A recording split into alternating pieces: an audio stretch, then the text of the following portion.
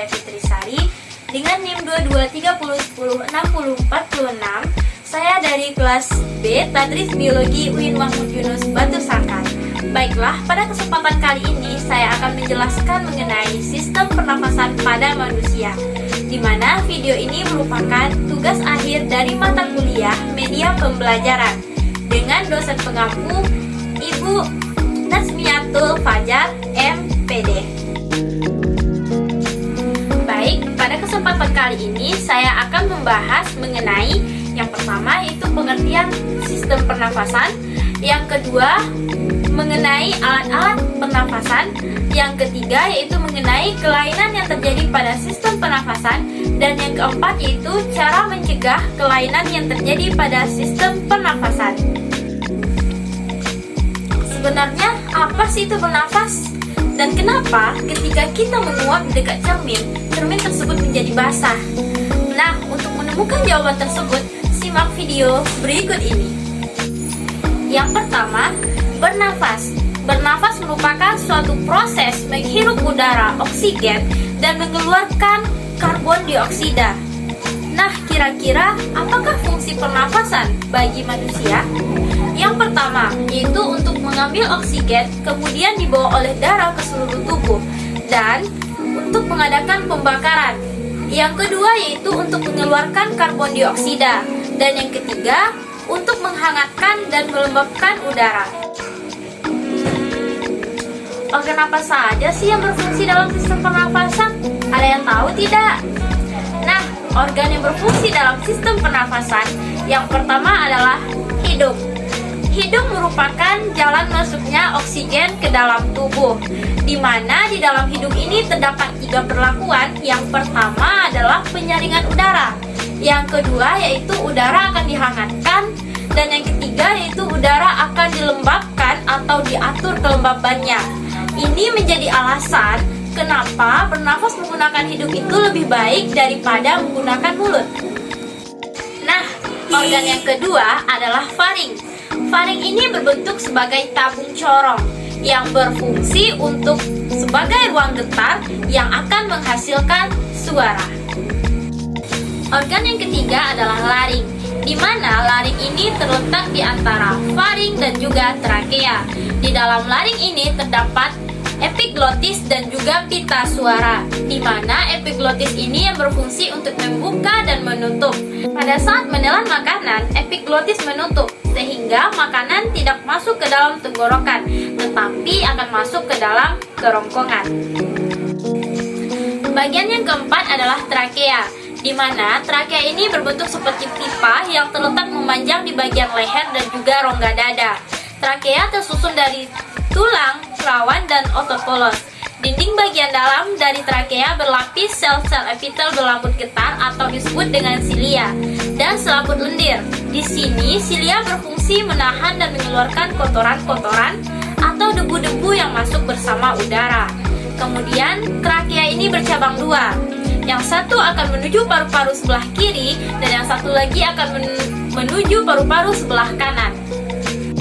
Dan yang kelima itu ada bronkus dan bronchiolus, di mana dinding batang tenggorokan tersusun dari cabang atau cincin-cincin tulang rawan yang di dalamnya terdapat rambut-rambut getar atau silia yang berfungsi menyaring udara pernafasan.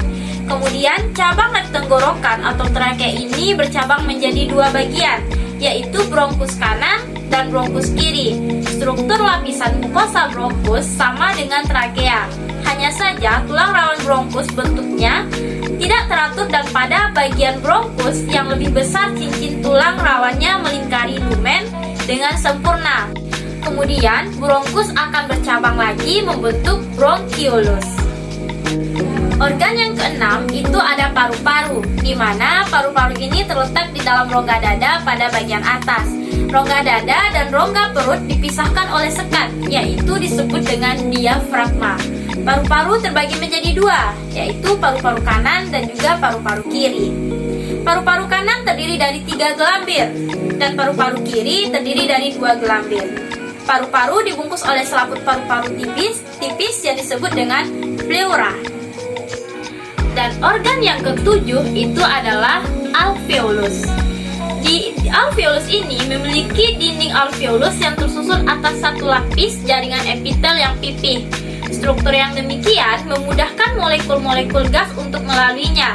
Dinding alveolus berbatasan dengan pembuluh kapiler darah, sehingga gas-gas dalam alveolus dapat dengan mudah mengalami pertukaran dengan gas-gas yang ada di dalam darah.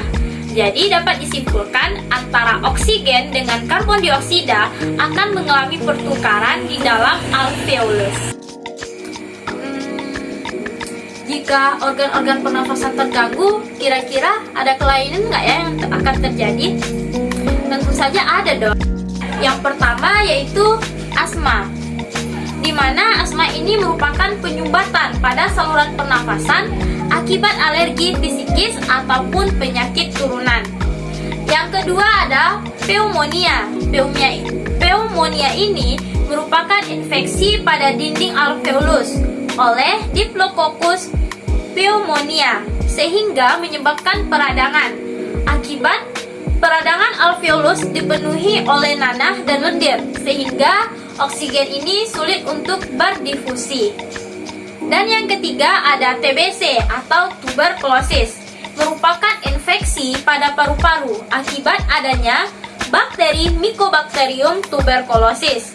Penyakit ini akan mengakibatkan dan menyebabkan proses difusi oksigen terganggu. Akibatnya ada bintik-bintik kecil pada dinding alveolus.